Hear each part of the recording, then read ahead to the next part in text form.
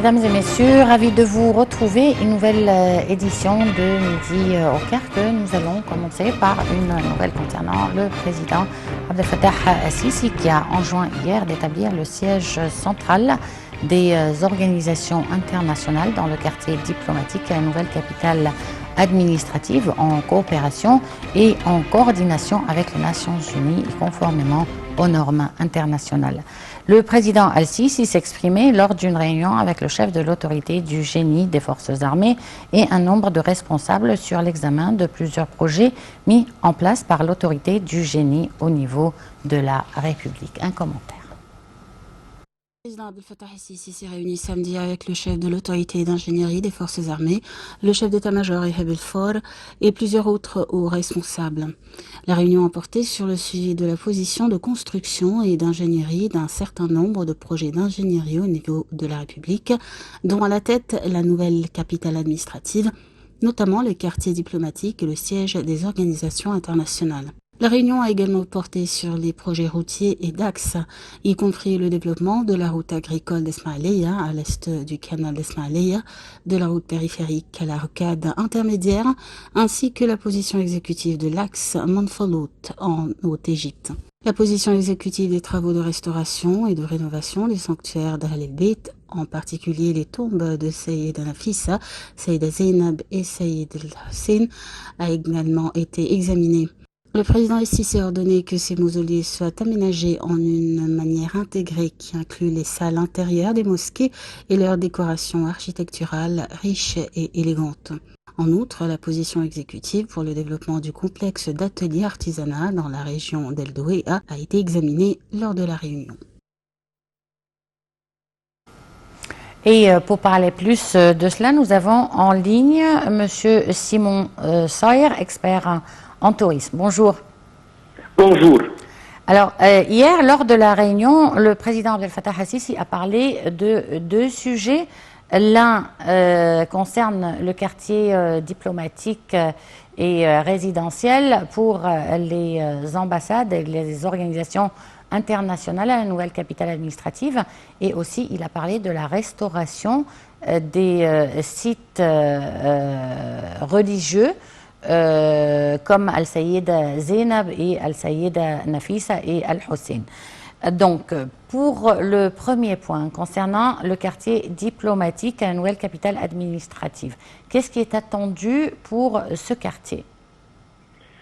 Alors, pour le quartier diplomatique, il a pris une grande importance pour des raisons qui sont vraiment, on peut dire, non pas seulement réelles, mais qui affectent l'économie et qui affecte la capitale elle-même.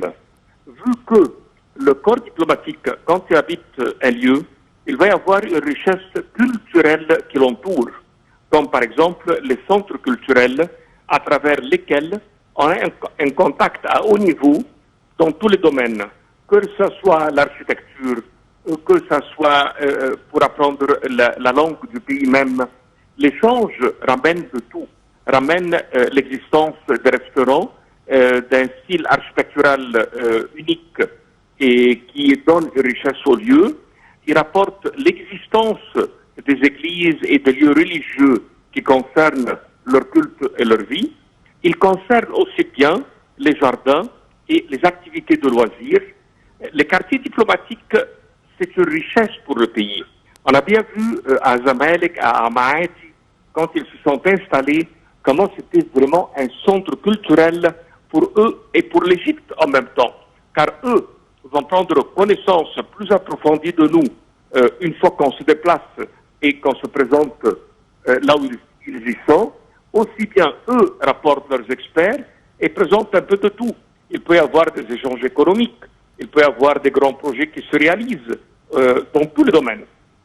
Alors le fait qu'on donne une importance à un quartier diplomatique est une richesse à l'Égypte et un plus et en même temps une image internationale. Donc ça veut dire que toutes les ambassades et toutes les organisations internationales existantes en Égypte seront transférées à la nouvelle capitale administrative. Exactement, même les banques. Même les banques vont y être là-bas, leur centre. Alors on parle d'un 6 à 7 millions d'habitants qui vont y être là-bas, tous les ministères, et en même temps, la nouvelle capitale est sur les normes internationales. Elle est faite d'une façon vraiment parfaite. Non pas seulement une image pour l'Égypte, mais aussi bien un accès pour la mer Rouge. On parle d'une zone à 45 minutes du port d'Ain Sokhna, du port de Suez. Il y a un troisième port actuellement en réalisation, plus les lignes de train qui vont relier les deux mers ensemble.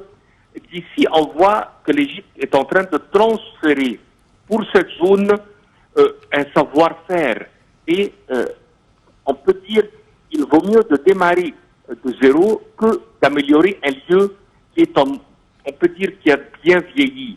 Il vaut mieux laisser les anciennes villes pour que ce soit des quartiers historiques et réaliser dans les nouveaux lieux déserts des endroits modernes. C'est une façon à pouvoir avoir des rues assez larges, des grands jardins, de l'espace, des services. Tout cela est un peu impossible à réaliser dans les anciennes échelles. On repère cela même en Europe. Ils ont conservé les anciennes villes telles quelles. Ils ont réalisé des nouvelles villes pour qu'elles puissent absorber toute évolution et tout modernisme.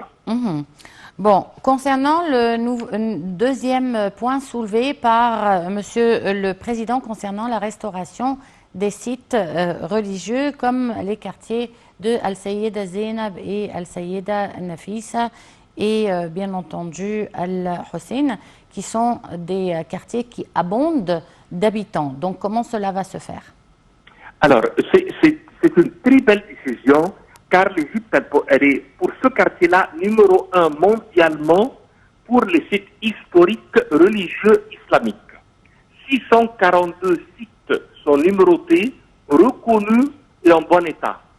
Quand on va faire un travail de restauration, c'est une mise en valeur pour qu'on puisse y faire un accès intérieur à leur totalité. Ça va faire aussi bien une transformation pour ces zones pour qu'elles soient quartiers piétons. Ça va rapporter des hôteliers pour qu'ils fassent des boutiques hôtels.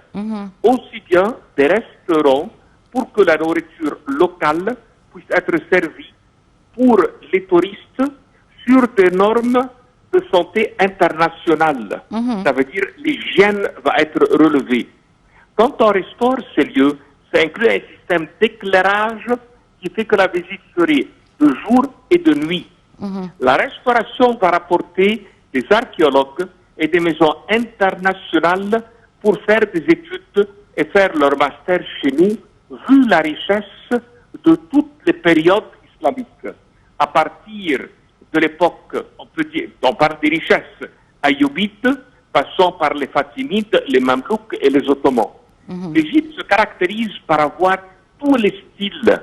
Vous désirez voir un style, par exemple, de l'Irak, on a le minaret au style de Samarra qui se trouve à Ibn Touloun. Le style fatimide, vous le retrouvez dans le centre du quartier Al-Azhar. Et ainsi, même le style ottoman, la mosquée de Mohamed Ali et autres, tous les styles sont chez nous. Mais quand on voyage dans les autres pays, c'est en règle générale un style unique, il n'y a pas de variation. Mais la richesse chez nous est absolue et à la totale. Le fait qu'on restaure, ça va faire une ouverture pour les palais. Et dans les palais, on fait non pas seulement des expos, mais aussi bien du théâtre, de la musique et de la danse, comme le Darwish Tourneur qui vient et qui se présente, comme par exemple la faculté de Beaux-Arts qui fait des expos, comme ces étudiants qui viennent dans ces quartiers pour faire des copies, que ce soit pour les peintures, les statues ou l'architecture qui la copie, pour voir comment ils ont pu travailler sans faire des dessins, mais uniquement par des formes végétales. Et de là, la richesse de ce lieu, elle est vraiment diverse. Elle inclut l'arrivée des touristes de toutes les catégories et de tous les pays du monde, non pas seulement du Golfe qui nous entoure, mais aussi bien de l'Europe qui sont très intéressés par cet art, car ils le trouvent tellement développé qu'il nécessite une vue de près et non pas uniquement une vue de loin et une visite d'un jour ou d'un site. Aujourd'hui, les gens veulent venir pour résider dans ces quartiers et passer plusieurs jours de visite, vu que c'est très varié entre les mausolées, les mosquées, les lieux d'apprentissage, aussi bien on retrouve les palais et qui sont riches par les grandes salles. Aujourd'hui, on a par exemple derrière la mosquée Al-Azhar un centre pour les violonistes et qui font là-bas leurs cours. Entre la musique et la richesse et la vieillesse de ces lieux, on y habite l'histoire elle-même. Il y a des maisons qui ont une histoire de plusieurs grandes familles qui ont habité et qui ont rendu ces lieux vivants jusqu'à aujourd'hui. Rien que de rester, prendre une tasse de thé, faire une promenade, écouter à oud, à la musique, assister à un derviche tourneur, prendre un repas local à l'ancien style, comme par exemple les galettes égyptiennes et les plats locaux. Les gens là-bas sont tellement aimables qu'on ne veut jamais y quitter. On désire y rester, faire un échange avec eux, les écouter, et ils sont des guides magnifiques. Toujours ils vous dirigent là où ils vont, il faut y être. Et en même temps, l'Égypte va faire un plan intérieur pour qu'on puisse y circuler, vu que autour de ces anciens sites historiques, il y a plein de marchés locaux et qui intéressent le monde entier. Simon Sayer, je vous remercie beaucoup pour cette intervention. Et donc, on poursuit avec nos nouvelles. Le président Abdel Fattah el-Sisi s'est rendu vendredi sur le chantier des travaux du développement des autoroutes et des axes routiers dans l'Est et l'Ouest d'Alexandrie. Ces projets routiers s'inscrivent dans le cadre de l'initiative Ensemble. Nous construisons l'avenir et sont menés sous la supervision de l'autorité de génie militaire. Un commentaire. La position exécutive des travaux de restauration et de rénovation des sanctuaires d'Ahl el-Bayt, en particulier les tombes de Sayyid Nafissa, Sayyid Zainab et Sayyid al-Hussein, a également été examinée.